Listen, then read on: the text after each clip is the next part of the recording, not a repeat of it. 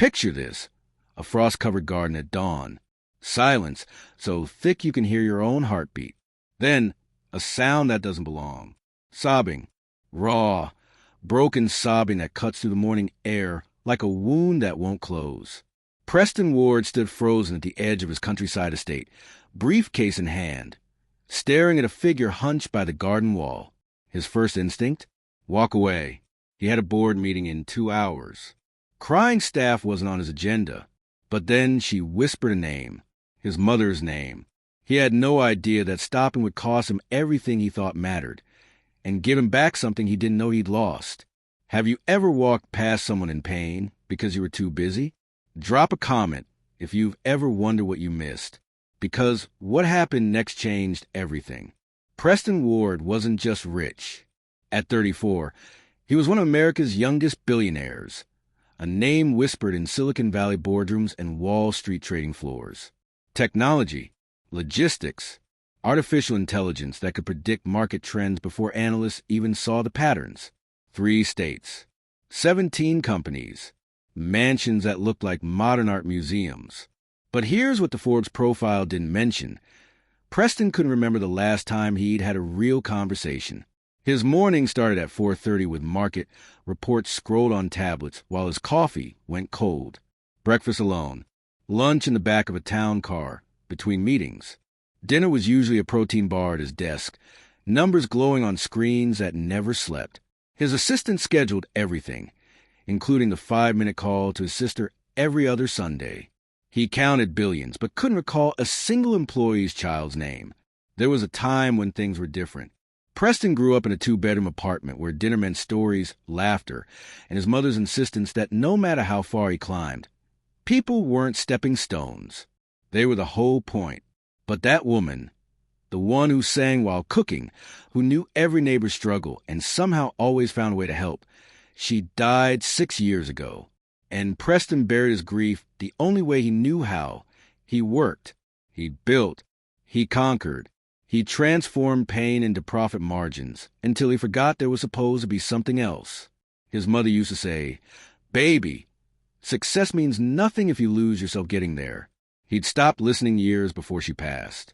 Now he lived in glass towers, surrounded by people who called him sir and never looked him in the eye. He had everything money could buy and nothing that money couldn't. The countryside estate was supposed to be peaceful. Preston came here quarterly to review property investments, sign documents, checking on the maintenance staff he paid, but never really saw. Efficiency. That's what mattered. He parked his Tesla by the stone pathway, the October air biting through his tailored suit. The garden should have been empty at 6 in the morning. Everyone knew he arrived early. They knew to stay invisible. But someone was there, a woman in a housekeeping uniform, kneeling by the garden wall, where wild roses climbed toward the pale sky. Her shoulders shook with the kind of crying that comes from somewhere deep, the kind that doesn't care who's watching, because the pain is too heavy to hide. Preston hesitated. His hand was already on his phone, ready to text the estate manager. Handle this. 2 words. Problem solved. Then she spoke to the roses, voice breaking. "I miss you, Helen. I miss you so much." Helen, his mother's name. The phone slipped back into his pocket. His feet moved before his mind caught up, crossing the damp grass, stopping a few feet behind her, close enough to see her hands trembling, close enough to smell the soil and tears. "Excuse me," he said, and his voice sounded foreign, too formal, too distant. "Did you just say, Helen?" The woman turned, and Preston saw her face clearly for the first time in the 6 years she'd worked for him. Have you ever heard something that instantly transported you back in time? Hit, like, if you know that feeling. Her name was Alora Daniels, 52 years old, widowed, 2 grown sons she supported on a housemaid salary. Preston knew these facts from her employment file, numbers on a screen he'd approved without thought. But he didn't know her. Alora wiped her face with shaking hands, trying to compose herself the way staff always did around him. "I'm sorry, Mr. Ward. I didn't mean to. I'll get back to work." "Wait." The word came out sharper than he intended. He softened his tone, something he hadn't done in years. You knew my mother? Alora's eyes filled again, but this time something else flickered there too. Recognition. Memory. Maybe even disappointment. I worked for her, Alora said quietly, during her last 2 years, after the diagnosis, when she could barely leave her bed. Preston felt something crack inside his chest. He'd hired nurses, professional caregivers, the best money could buy. He'd made sure his mother had everything, except his presence. He was too busy building his empire to sit beside her while she faded. She talked about you constantly, Alora continued, her voice steadier now. Showed me pictures from when you were young. Told me stories about how you used to help her in the community garden, how you'd give your lunch money to classmates who had less. Each word landed like a stone. Preston's jaw tightened. Near the end, she asked me to find some stationery. She wanted to write me a letter of recommendation, something to help me find better work. She said, Alora's voice cracked. She said I'd shown her such dignity in her final days. That kindness like mine deserved to be recognized. Preston couldn't speak, but she ran out of time. The letter never got written. Alora looked directly at him now, and he saw something in her eyes that cut deeper than any business rival ever could. I didn't want money, Mr. Ward. She taught me that dignity isn't something you buy or earn. It's something you give and receive. I just miss her kindness. She paused, and the next words fell like an avalanche. The kind you used to have. The garden went silent, except for the wind moving through the roses. Preston stood there, a billionaire who could buy countries, and felt utterly powerless. If someone's words ever change your perspective overnight, share your story in the comments. And if you're new here, subscribe, because this story is about to take a turn. Preston walked back to the house without saying another word. Alora watched him go, probably assuming she'd be fired by lunch. But inside that glass-walled mansion, standing in the study his mother had once loved, Preston felt something he hadn't experienced in 6 years. He felt small, not in a shameful way, in a clarifying way, like waking up from a dream where you thought you were flying, only to realize you'd just been falling. His mother's voice echoed in his memory, clear as yesterday. Baby, success means nothing if you lose yourself getting there. He'd lost himself. Completely. He'd become exactly the kind of person she'd warned him about. The kind who measures worth in dollars and views compassion as weakness. At 2 p.m, Preston did something that shocked his entire staff. He came back outside. But this time, he wasn't wearing the suit. He'd changed into jeans and an old sweater. In his hands were gardening gloves and tools from the shed. Mr. Ward. The estate manager looked confused. Is there a problem with the landscaping service? No, Preston said, walking past him toward the garden wall where Alora still knelt, now actually tending the roses. But I'd like to add something. Alora looked up, eyes wide. My mother loved gardens, Preston said, kneeling beside her in the dirt. His hands felt awkward with the tools. Too many years behind desks, too few doing anything real. I think she wants flowers here. Something alive. Something that grows. For a long moment, Alora just stared. Then, slowly, she handed him a small shovel. She loved marigolds, Alora said softly, and zinnias, said they were cheerful even on gray days. Preston nodded, throat tight. Then, that's what we'll plant. By evening, half the staff had joined them, not because they were ordered to, but because something had shifted in the air. The untouchable billionaire was on his knees in the dirt, asking the gardener's assistant about soil pH and listening. Actually listening. When the cook shared a story about her daughter's graduation, Preston laughed that day. A real laugh. He'd forgotten what it sounded like. 3 weeks later, Preston stood on a stage he'd built not for product launches or investor meetings, but for something that would have made his mother cry with joy. The Daniels Foundation, named after Alora, the woman who'd reminded him that humanity isn't a luxury for people who can afford it.